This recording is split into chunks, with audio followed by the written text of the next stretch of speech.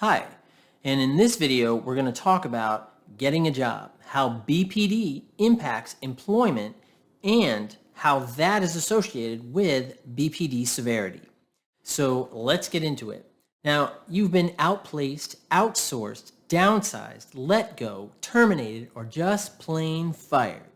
Now, you're getting fired stinks, and it affects how you see yourself in your life. And this is true for all of us when we lose a job. Those with BPD, and this is based on research, are at a higher probability to internalize this when they lose a job or get fired and make it about their failures of self, their broken self, their inability to be normal. Now, research has found that individuals with BPD who were employed tended to have less severe forms of BPD. Approximately 22% of individuals with BPD are on some form of government assistance. But this is not always because of BPD alone. Remember, complex BPD is a thing. And complex BPD is that you have BPD, but there are also co-occurring or comorbid conditions that further complicate the issue. Now, what gets in the way of employment, and what are your barriers? Now, your barriers to employment related to BPD, these include low self-image, difficulty utilizing personal boundaries, difficulty regulating your emotions, and can be a lack of structure. So let's all break these things down to give you some better insight into them. So let's start with low self-image. What is low self-image? Now, we know that individuals with BPD often have an unstable self-image. And when that self-image is examined, it's looked at, like I do with my clients, and when they're willing to look at themselves and their own self-image, which can be very confusing, they find that it tends to be very low. And low self-image is when you're saying negative things and you're being critical about yourself. This could also include joking about yourself in a negative way, focusing on your negatives and ignoring your achievements. Is this starting to sound like you a little bit? Blaming yourself when things go wrong, thinking other people are better than you, or even saying to yourself, I'm such a fat loser. And this encourages that low self-image. Now, for a job, perhaps you go for a job that you're overqualified for, or you openly tear yourself up, saying negative things out loud, causing you to feel uncertain and unsafe with your new coworkers. And that low self-image impacts your ability to function, get a job, and keep a job. So let's now move on to difficulty utilizing those personal boundaries.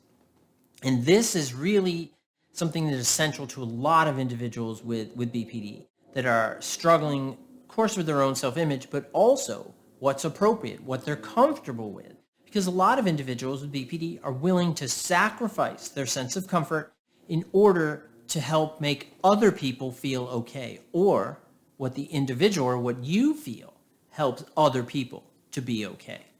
Now, difficulty utilizing personal boundaries, we can define this, and it's limits and rules we set for ourselves within relationships. And when we say relationships, we're talking about family relationships, co-workers, romantic relationships, and all that stuff. Now, a person with healthy boundaries can say no to others when they want to, but they're also comfortable opening themselves up to intimacy in close relationships. Poor personal boundaries are when you get into other people's business, or when you talk about someone else, it's getting back to them, and you get angry and quit your job or act out. Now, you can also overshare about yourself and your struggles, causing others to distance themselves from you, leading to feeling rejected, right? And that fear of rejection, again, is something that is really central to individuals with BPD. And a lot of folks with BPD, like my clients, tell me when they connect to someone, they want to connect deeply very quickly. So they tend to overshare. And that becomes that infringement in personal boundaries, particularly in the workplace. This can be really, really problematic. And when you start to perceive that sense of rejection, that can trigger that core content and a lot of those maladaptive beliefs, behaviors, and patterns that are so disruptive. So what happens is you get anxious, or you quit, or you walk out. And that is all from those poor interpersonal boundaries. Now, the next one we're going to talk about, this is difficulty regulating emotions. Now, this is another central component of BPD. And difficulty controlling your emotions to provocative stimuli, we could say, right? These are things that really set you off, that trigger you, that hit those emotional buttons. Emotional buttons are those things inside us that are deeper, that are connected to past trauma, to past experiences or losses or fears. And there's that emotional button that you have inside yourself. When it gets triggered, it becomes this almost tsunami, like this giant wave just crashes over you, and it becomes overwhelming.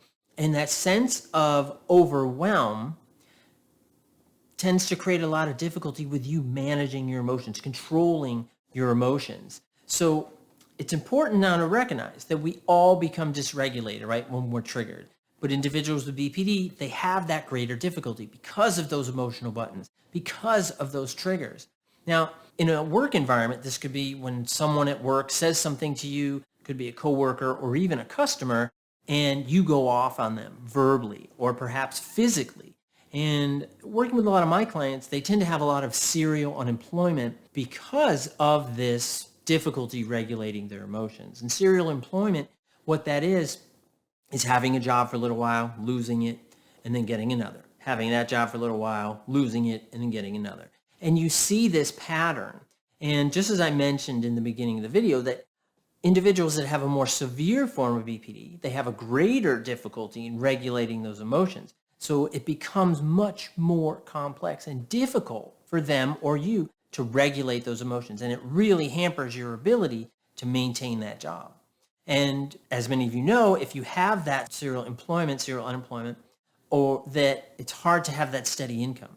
Without that steady income, it's hard to have that routine, right? That foundation, whether it's for you, your family, your children, whoever it may be. Now, another component that we're going to talk about is lack of structure. Now, lack of structure, what I mean is this is like a lack of plans, regulations, or discipline.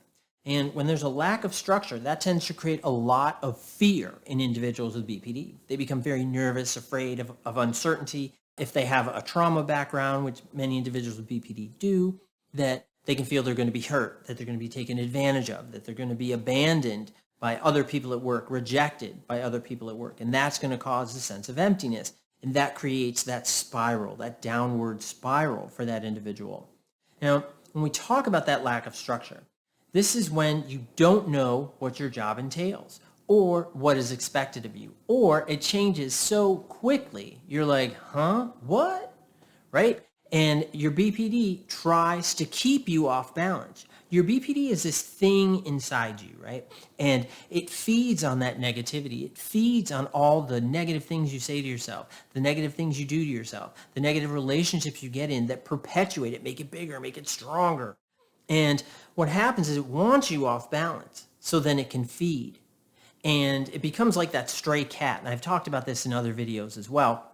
It's this stray cat that keeps coming around and coming around, and you fed it for a long time. But then when you decide to do it differently, you decide to pull back and learn more adaptive strategies over adaptive ones, then your BPD starts to get scared. So that stray cat comes around, starts meowing all hours of the night, right? Gets stuck on your screen, right? And it wants to get in, it wants to get in. Your BPD is the same way. So your BPD wants you off balance. Now, when your workplace lacks boundaries, it's hard for you not to internalize this broken sense of inconsistency because you may have grown up with it. You may have grown up in that invalidating environment, and that could be part of what created your BPD. So you turn inward and you blame yourself for the poor sort of corporate or organizational structure at work. And that drives you to act out and quit because it becomes so intense and so difficult to keep that job. Now, that's all the bad stuff about BPD at work. What about the good stuff that helps you get and keep a job? Now, engaging in treatment that is directed towards emotion regulation and non-BPD lens of self-reflection. And when I say BPD lens, what I'm talking about is how you see yourself, your life, coworkers, and your job clearly, unbiased by your BPD and the distorted perspective that it creates. Now, I talk about this in my BPD workbook, and it's something that I think a lot of individuals that have developed BPD, regardless of whether it's mild, moderate, severe, or extreme, that distortion builds slowly, right? It's like this snake, right? That kind of just gets curled around you, and then it just squeezes, and then it's just there, and it's this distortion, and you've just accepted it because that distortion causes you to act in a way that supports it.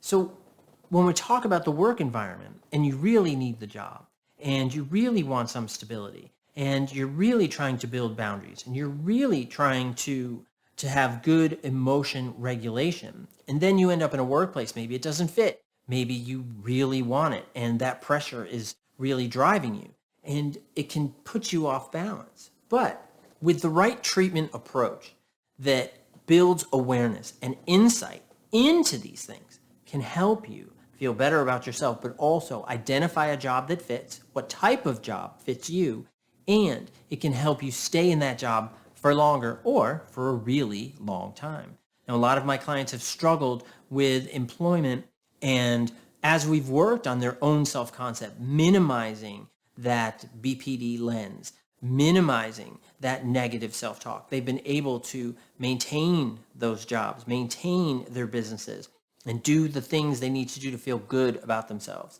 And that can be attached to a level of worth. Now, there are other ways, though. I got more. There are other ways that include increasing collaboration between mental health and vocational rehabilitation services. And I've given talks to various businesses to help them understand mental health and its impact on the workplace and employees. Now, this is important for employers, employees, and others to know as well, because we all know that there's a stigma with BPD. We want to minimize or lessen that stigma as much as we can.